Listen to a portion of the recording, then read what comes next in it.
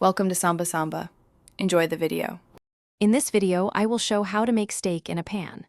Start with a hot pan and a dry steak, then add a high smoke point oil and sear both sides until a brown crust forms. Use a thermometer to reach your desired doneness and let the steak rest on a cutting board before slicing to keep juices locked in. A very hot pan is your best friend for a crisp crust, so wait until it smokes lightly. Add oil, then lay the steak away from you to avoid splatter and press for even contact.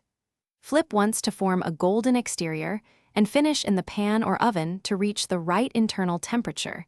Then rest the steak so juices redistribute before slicing.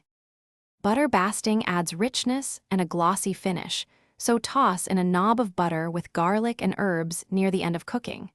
Spoon the melted butter over the steak continuously for 30 to 60 seconds to build flavor and color. Resting for 5 to 10 minutes is essential.